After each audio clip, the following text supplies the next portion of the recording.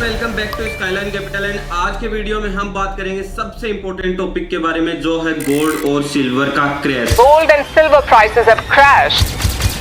तो बात है 28 जनवरी 2026 की। गोल्ड का प्राइस $5600 पर आउंस था एंड सिल्वर $121 टच कर गया था। ये रिकॉर्ड हाइज थे एंड सारे लोग बोल रहे थे कि गोल्ड अब 6000 टच करेगा एंड सिल्वर 150 जाएगा। एंड फिर 29 और 30 जनवरी को आता है एक अनएक्सपेक्टेड क्रैश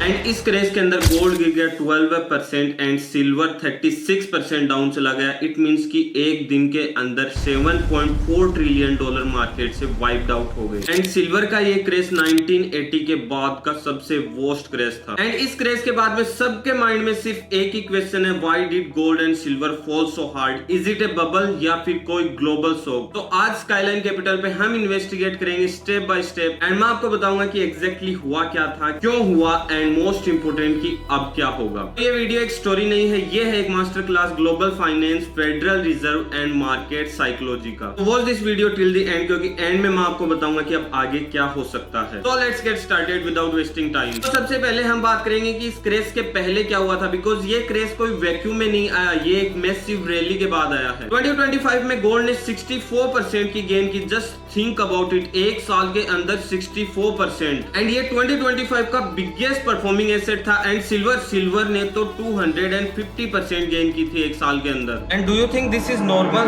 मुझे तो नहीं लगता। एंड इन जनवरी 2026 गोल्ड ने $5000 का एक साइकोलॉजिकल बैरियर तोड़ दिया। And on 26 January 2026 gold $5000 cross कर गया। And this is the first time in history जब गोल्ड ने $5000 को क्रॉस किया था। एंड इससे 3 दिन बाद 29 जनवरी को क्रैश से थोड़ी देर पहले गोल्ड ने अपना ऑल टाइम हाई लगाया था, जो था $5600।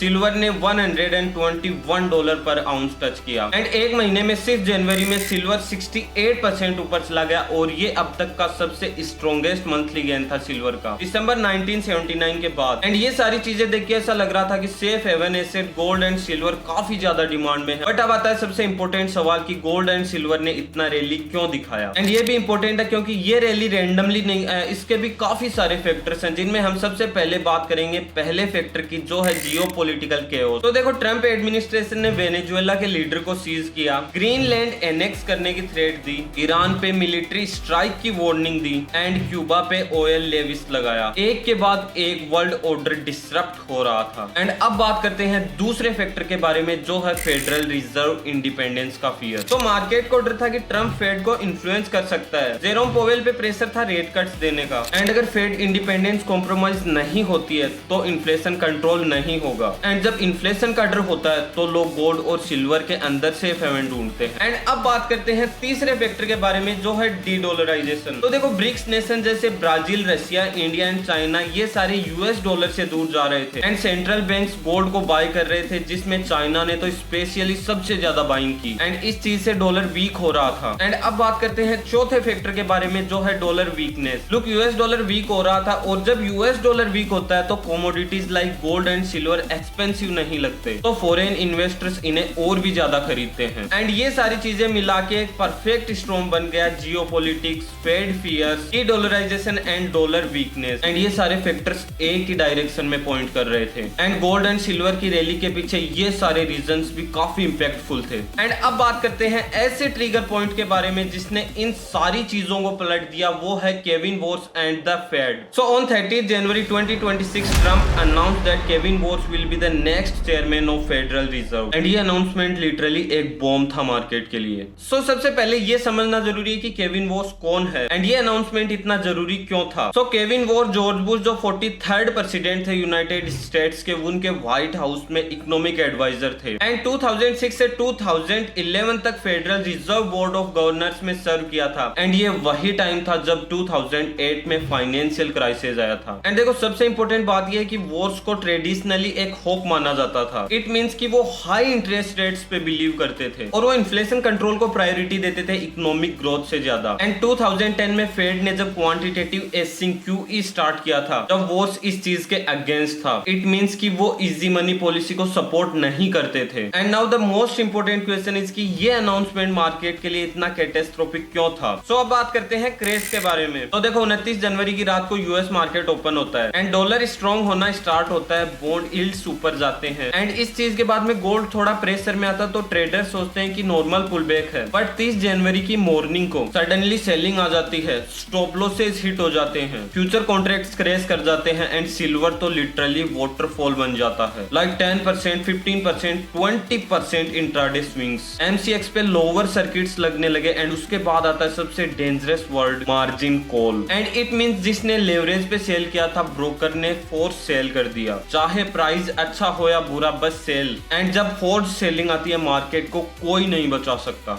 एंड अब बात करते हैं क्रेज के कुछ रीजंस के बारे में, जिनमें सबसे पहला रीजन है प्रॉफिट बुकिंग। तो देखो सिंपल लैंग्वेज में समझते हैं, आप जब 60,000 पे गोल्ड खरीदते हो एंड गोल्ड का प्राइस बढ़ के 75,000 होता है, तो नेचुरली आप क्या करोगे? So the answer is selling. And big institutions भी यही सेम करते हैं, हेज फंड्स, ईटीएफ्स, बैंक, सब ने प्रॉफिट बुक किया एंड इस चीज से मास सेलिंग आई और प्राइस प्रेशर बढ़ गया। And I am telling you, it's not panic first, it starts with smart money exiting quietly. And now अब बात करते हैं दूसरे रीजन के बारे में, जो है स्ट्रॉन्ग यूएस डॉलर और फेड इंपैक्ट। एंड ये सबसे पावरफुल फैक्टर भी था, बिकॉज गोल्ड का इनवर्स रिलेशन होता है फेडरल रिजर्व सिस्टम के इंटरेस्ट रेट और यूएस डॉलर से। एंड जब यूएस डॉलर स्ट्रॉन्ग होता है, गोल्ड वीक होता है and it's because of gold dollar में प्राइस्ड होता है, यानी कि जब डॉलर महंगा होगा तो गोल्ड की डिमांड कम होगी। एंड इसी सेम टाइम पे बॉन्ड यील्ड्स भी ऊपर गए and after that invest was like कि गोल्ड क्यों रखे, बॉन्ड पे फिक्स्ड रिटर्न मिल रहा है ना। एंड उसका रिजल्ट क्या निकला कि मेटल्स क्रैश हो गए और मार्केट शिफ्ट हो गया मेटल से बॉन्ड्स पे। एंड अब बात करते हैं तीसरे बड़े रीजन के बारे में, जो है leverage and margin calls. And ये वो पार्ट है जो बिगनर्स मिस करते हैं बट प्रोफेशनल्स जानते हैं इसके बारे में। तो देखो फ्यूचर ट्रेडिंग के अंदर लोग 5x, 10x या इससे भी ज्यादा लेवरेज लेते हैं। इट मींस कि जब प्राइस 5% गिरेगा तो आपका कैपिटल 50% टूट जाएगा एंड इस चीज के बाद में broker automatically position square of कर देगा एंड इसी चीज को लिक्विडेशन बोला जाता है। एंड इस चीज को समझो, लिक्विडेशन मींस ज्यादा सेलिंग और ज्यादा सेलिंग मतलब ज्यादा लिक्विडेशन। एंड इसी चीज के कारण लास्ट में चेन रिएक्शन हुआ एंड यही सेम चीज एग्जैक्टली सिल्वर के साथ भी हुई और इसके कारण ही सिल्वर का क्रेज ज्यादा वॉयलेंट था। एंड अब बात करते हैं चौथे बड़े रीजन के बारे में, जो है स्मॉलर मार्केट ऑफ सिल्वर। तो देखो सिल्वर का मार्केट गोल्ड से छोटा होता है एंड इट मींस की लिक्विडिटी कम होती है, मतलब कि छोटा ऑर्डर भी प्राइस को बड़ा मूव कर देता है। तो जब बिग इंस्टीट्यूशंस ने सेल किया